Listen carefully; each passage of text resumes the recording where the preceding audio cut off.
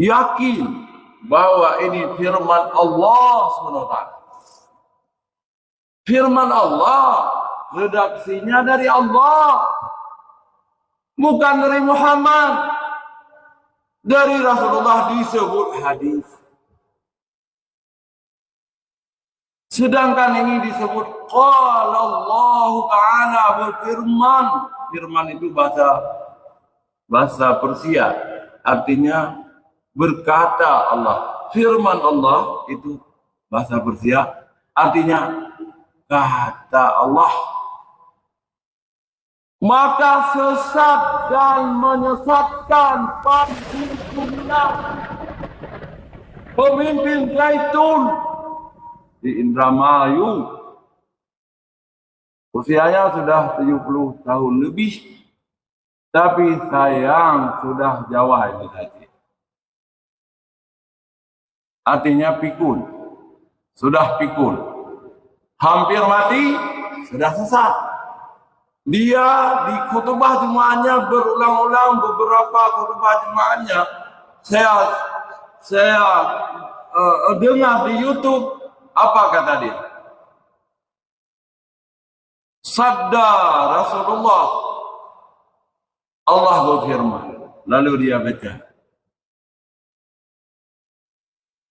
ini adalah pendapat orang-orang sesat yang mengatakan bahwa Al-Quranul Karim ini adalah redaksinya dari Muhammad. Tidak.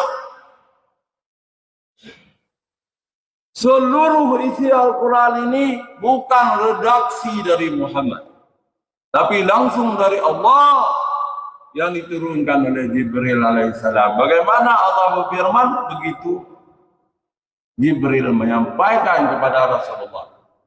Maka sesat menyesatkanlah siapapun.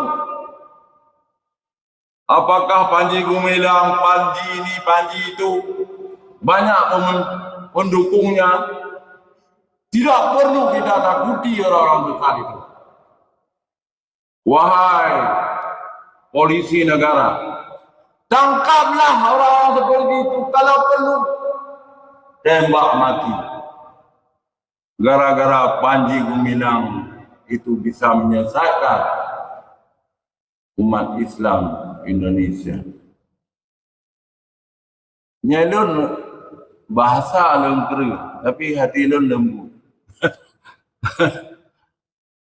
Jadi bahasanya keras, tapi hati saya lembut. Tapi saya sedih sekali. Itu Panji Gumilang itu orang hebat. Pesantrennya hebat. Saya pernah tahun 2009, kami anggota DPRA pergi ke situ, disambut, dimuliakan. Saya juga sangat mengagumi. Saya berpelukan dengan Syekh itu, dan dia ngomong bahasa Arab karena dia alumni Gontor. Nah, kemudian KIAIN sama dengan saya, jurusan kami jurusan sejarah Islam. Kami ngomong-ngomong di sini. Tapi sekarang dia sudah sesat. Dia kritik orang-orang naik haji. Itu di YouTube, coba. Dibilang Mekah, Madinah itu bukan tanah suci. Tanah suci ini Jawa, dia bilang. Pulau Jawa itu tanah suci. Kabrat pungung hati itu. Sudah berat untuk kawan. Na'udzubillah min dzalik. Masa Jawa itu tanah suci?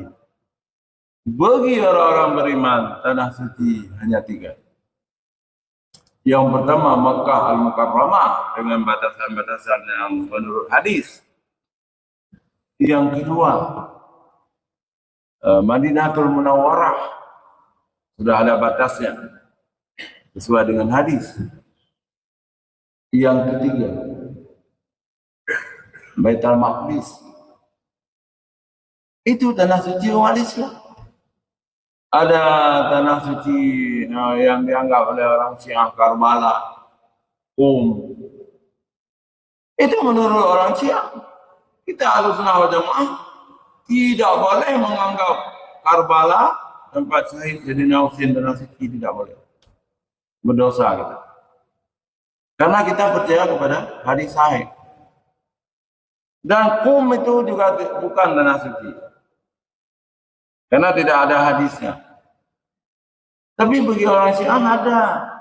Karena mereka tidak menggunakan hadis-hadis kita Ahlussunnah Jamaah.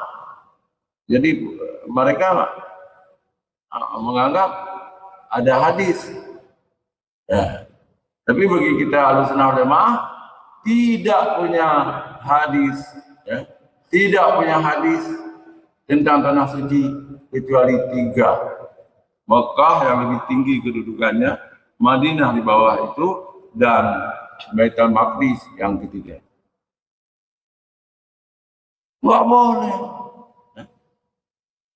Jadi ini sudah lahir satu orang lagi, Syekh Panji Gumilang, yang mensucikan Indramayu itu sebagai tanah suci. Rupanya diam-diam juga sudah mengarahkan orang-orang awam untuk menunaikan ibadah haji ke situ. Naudzubillah min dzalik. Wahai Menteri Agama,